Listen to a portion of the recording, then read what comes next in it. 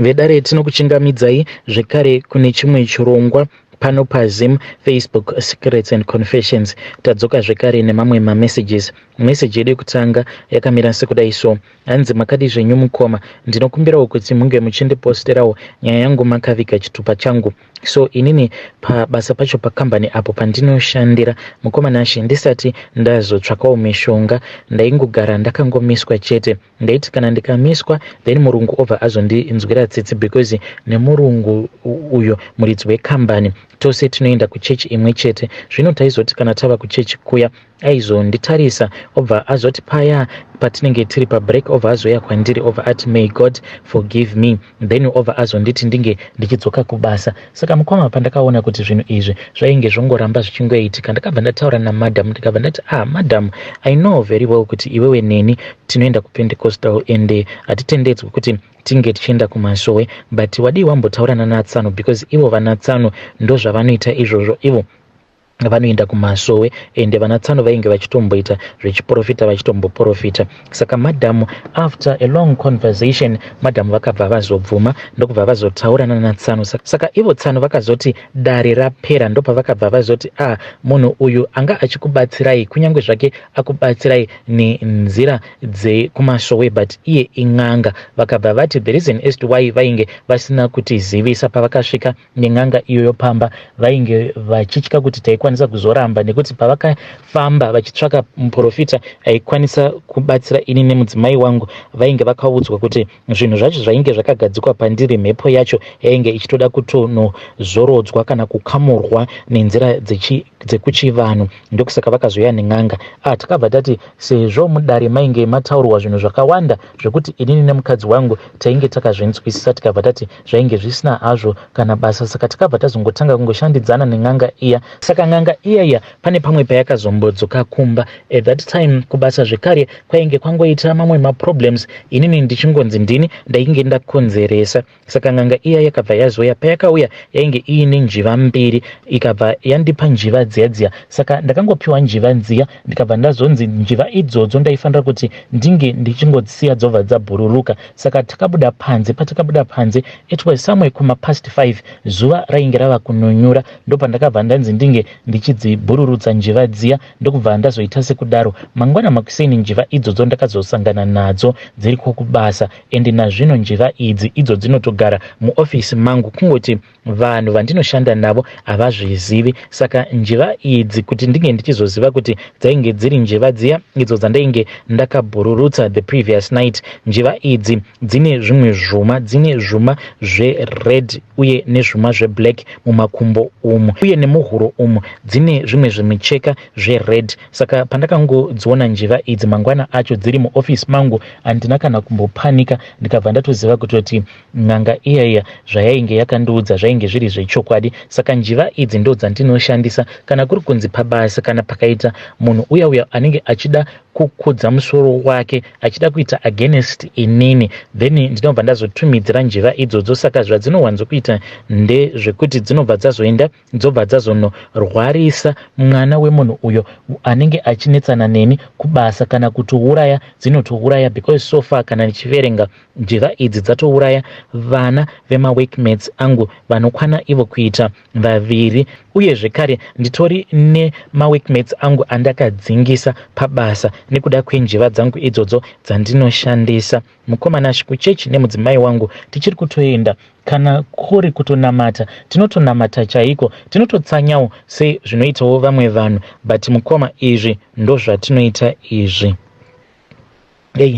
Vedare ndo message iyo yandakatumidzirwa ichibva kuna mukoma vedu. Naimi zvakangooma hazvo vedu please ngatizamei kuti tinge tichitaura navo mukoma vedu ava mucomment section. Hanzi ndine njiva dzangu 2 dzinogara muofisi mangu.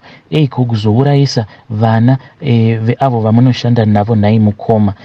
Zvakangooma hazvo vedu please ngatitaurei navo mucomment section. Mukoma vedu ava regedzai tibva taenda panyaya yedu inotevera. Nyaya yedu inotevera yakamira sekudai so.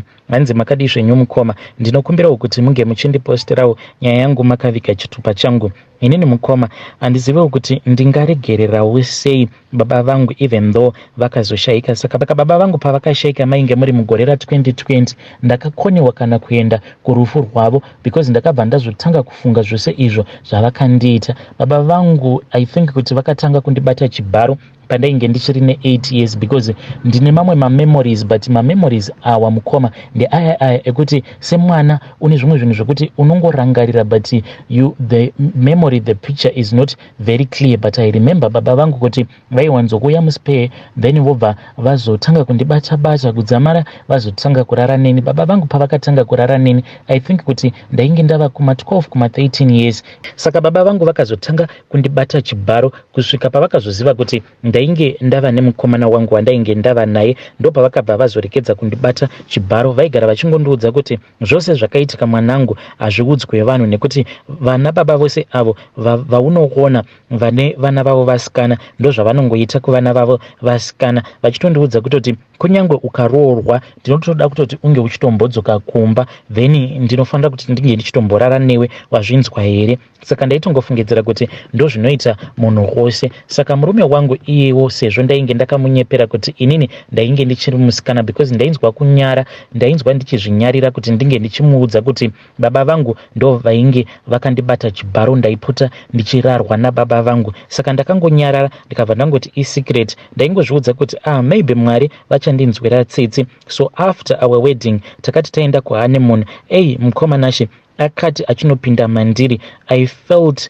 my heart breaking into several pieces because akabva aridza tsamwa ndokubva abuda mandiri akabva ati ndochii ichochichi, ndochii ichochichi, this is what you call being a virgin. Ndakarwadziwa ndikabva ndatanga kuchema, akabva andituka akabva ati futsek usachema, you know that you lied to me. Mukoma ndakabva ndamukumbira ruregerero then akazondinzwisisa zvake ndokubva tazodzoka zvedu. But nanhasi uno mukoma chituko ende ndinorwadziwa mukoma because like izvezvizve paFacebook ane umwe munhu waanowanzo kufarira kutevera. Saka uyu munhu waanowanzo kufarira kutevera anoti akaposta some of his post achishoropodza vakadzi vaya vanopinda mumamarriages vasisiri mhandara then iye anobva azoita mascreenshots. Ndinorwadziwa mukoma because hama dzake iye akabva azodziudza kuti iye ainge akandiwana ndichiri mhandara. Saka paya paanoisa mapost iwawo acho aanenge ascreenshota pamastatuses ake, vanhu vanozongofungidzira kuti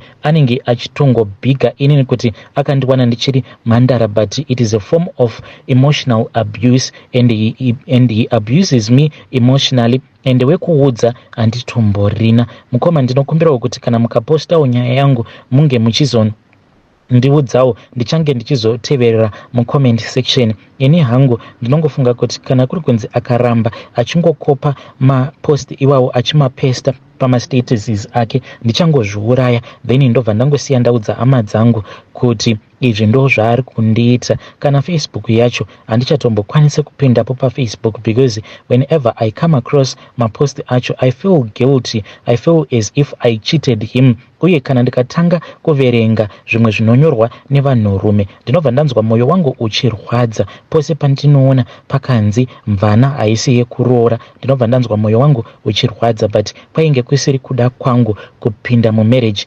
ndisisiri a virgin. Ndinokumbirawo kuti vedare renyu vange vachindibatsirawo because ndinonzwa kuti ndava pedyo mukoma, ndava pedyo nekuzviuraya. Worst of all pacomplex pacho patinogara isusu tinogara kuupstairs. Saka you can just imagine the temptation that I have to face each and every day murume paanenge asiri kubasa because iye haandibvumidze kuti ndinge ndichishanda. Ndakamubvunza kuti ko why musingade kuti ndinge ndichishanda? Akabva azoti kwandiri, how can I let you go to work iwewe usingade kundiudza kuti akakuvhura gaba rako iroro randakazoona rangova gaba rakashama ambori ani iyeye. Saka akanditi I cannot allow you to go to work. This is what I am facing at home. Ndinokumbirawo kuti vedare renyu vandibatsirewo. Vedare ndo message iyo yandakatumidzirwa ichibva kuna vanzvadzi vedu. Zvakangoma hazvo vedu we. please ngatizamei kuti tinge tichitaura navo vanzvadzi vedu ava mucomment section. Hanzi pamba pacho pandinogara hanzi pane balcony, saka everyday pandinenge ndiri ndega. Please ngatitaurei navo vanzvadzi vedu ava mucomment section. Rekedzai tibva taenda panyedu inotevera. Nyedu inotevera yakamira sekudai so. Hanzi makadi zvenyu mukoma, ndinokumbirawo kuti munge muchindiposterawo nyaya yangu makaviga chitupa changu. Ininiwo ndiri mudzimai uye ndine makore 32 years ekuberekwa. Ndauyawo pano neconfession yangu. Handizivi kuti ndabatwa nedhimoni here kana kuti chii chiri kumboitika kwandiri, ende zvinhu izvi mukoma hazvitomborina kana mwedzi kubva zvazvakatanga. Saka murume akabva ati kwandiri ainge achida kuti tinge tichipama zvekare chimwe chichana. Saka pose apa ndainge ndisingatombodi bonde zvachose zvekuti aizotoita bonde neni mushure mekunge tatombonetsana, ende ndaiunderstanda kuti mapiritsi andainge ndichinwa efamily planning ndiwo ainge achikonzeresa kuti ndishaye hanya nebonde. Saka ndakangoti ndangorigedza mapiritsi aya, hei mukoma, moto wakabva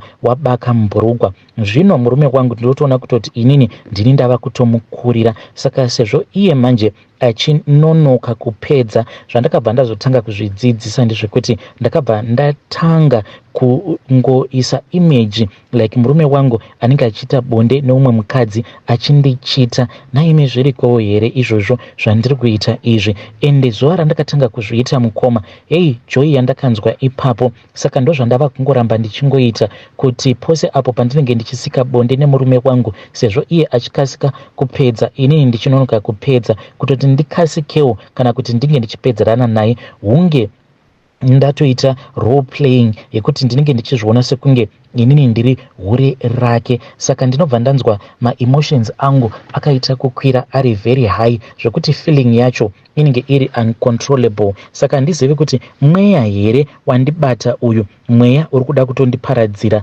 imba yangu. Ndinokumbirawo kuti vedare renyu vange vachindibatsirawo, please ndapota.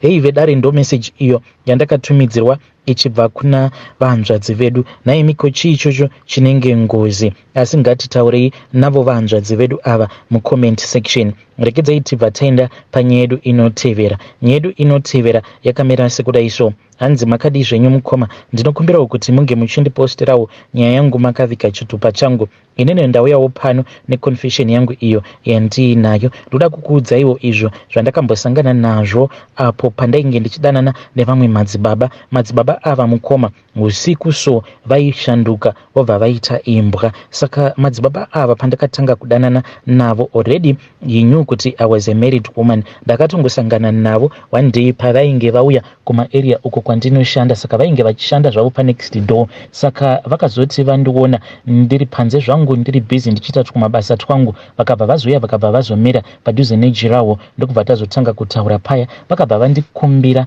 nhamba dzangu, ndikabva ndaramba, ndikabva ndati baba imi munenge munopenga chete. Vakabva vati une shuwa kuti ndinopenga ini? Ndikabva ndati ya munopenga, munofungidzira kuti ndingadanana nemi apa inini ndiine murume wangu? Vakabva vanditi I want to prove you wrong. Ndikabva ndati prove me wrong, let us see. Saka vakabva vazononga chitombo chainge chiri chitukutuku, ndokubva vazonditema nacho chitombo chiya. Mukomana shi vakangonditema nechitombo chiya, ndokubva ndatongovatarira kudai. Ndikabva ndatonzwa kutoti kusikarudzi kwangu uku zvakwainge kwaita zvainge zvisisiri normal. Ndokubva ndazovapa manumbers angu mukoma. Kuzonosara ndichizonovapa manumbers angu ndainge ndava kungotamba-tamba, ndava kusatombokwanisa kana kugadzikana. Saka vakabva vazoti ivo vainge vazviona kuti ndainge ndanakirwa navo. Ndokubva tazotaura, ende patainge tichingotaura tainge tongotaura nyaya dzehunhubu chete. Ndokubva vazondiudza kuti vainge vachida kutoita bonde neni usiku hwacho ihwohwo. Ndakabva ndazotiza murume wangu.